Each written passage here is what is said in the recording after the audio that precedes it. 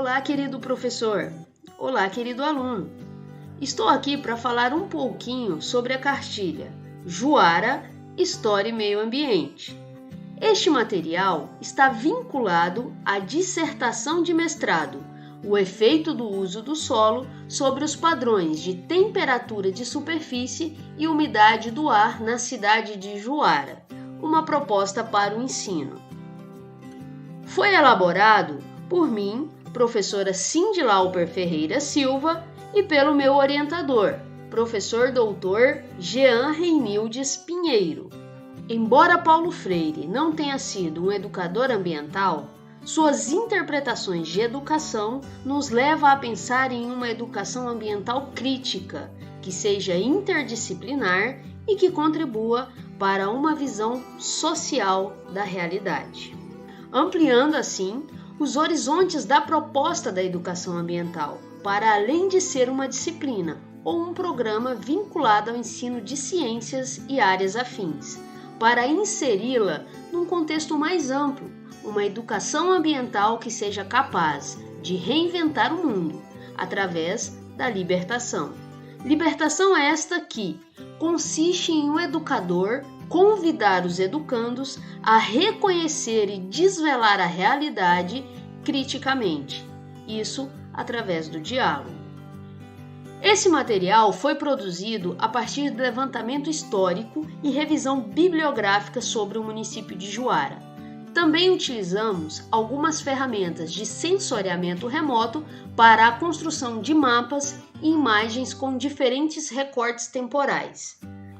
A ideia é que ele contribua para a formação crítica dos estudantes, possibilitando que eles compreendam a emergência ambiental atual como um processo histórico. O material está dividido em duas partes. A primeira traz orientações e estratégias de ensino, que é um material de apoio ao professor. A segunda vem trazer a história de Juara e as transformações ambientais ocorridas nesse espaço. Essa segunda parte é voltada para o estudante. Vamos falar um pouquinho, de forma mais aprofundada, de cada uma dessas partes, para que vocês possam melhor entender a ideia do material. Parte 1. Orientações e estratégia de ensino. Material de apoio ao professor. Esse material foi pensado para ser trabalhado nas séries finais do ensino fundamental, justamente por ser o público-alvo da nossa pesquisa.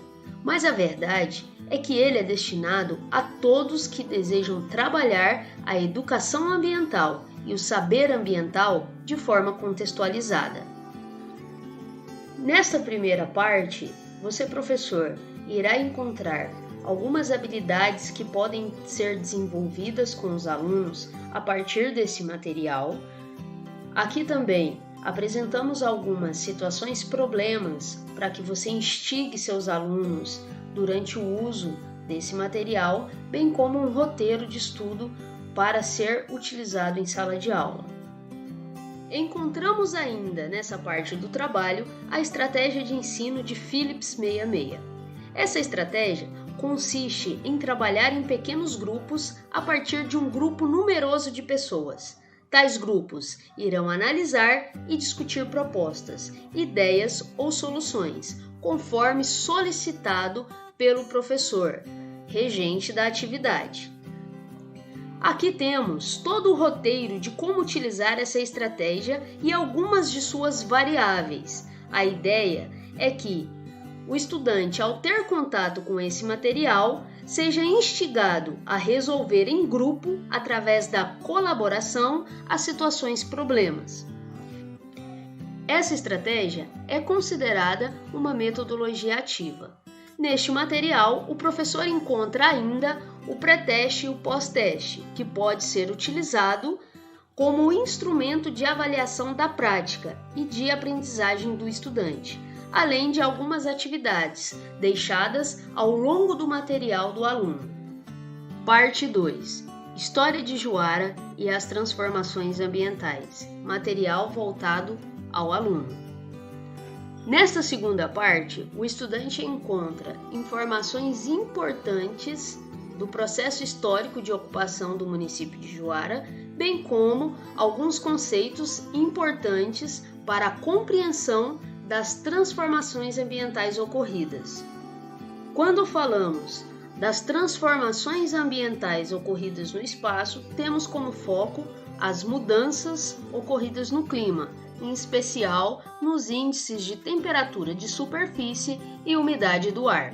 Este território era inicialmente ocupado por diversos povos nativos, dentre eles os Apiacás e os Caiabís, que lutaram e tentaram resistir defendendo seus territórios, que para os não-índios eram terras desabitadas, e assim conflitos foram travados. Parte do povo Caiabi, por pressão dos seringalistas e dos irmãos Vilas Boas, na década de 1960, foi reconduzido ao Parque Nacional do Xingu. Os que aqui ficaram residem hoje, junto ao povo Apiacá e outros grupos étnicos indígenas, na própria cidade ou na reserva Apiacá-Caiabi, aqui no município de Juara. A partir da década de 1970, migrantes de várias regiões do Brasil, em especial do estado do Paraná, começaram a vir para essa região.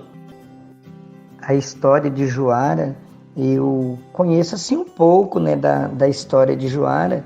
Ela começa a ser contada mesmo, foi a partir do ano de 1971, né? Com um surgimento de uma pequena cidade encravada no interior aqui do Vale do Arino, na época, quando a Sociedade Imobiliária da Amazônia, Cibal, né, ela destinou essa área de, acho que mais ou menos de 35.900 hectares de terra, e era denominada de Gleba Taquaral, né?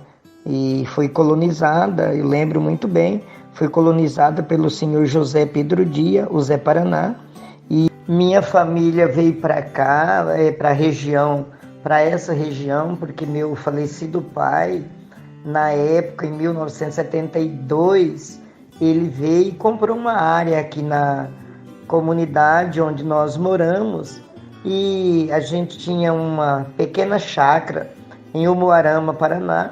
Ele vendeu aquela propriedade lá, comprando uma área maior aqui, onde pudesse trazer toda a família para vir morar aqui nessa região.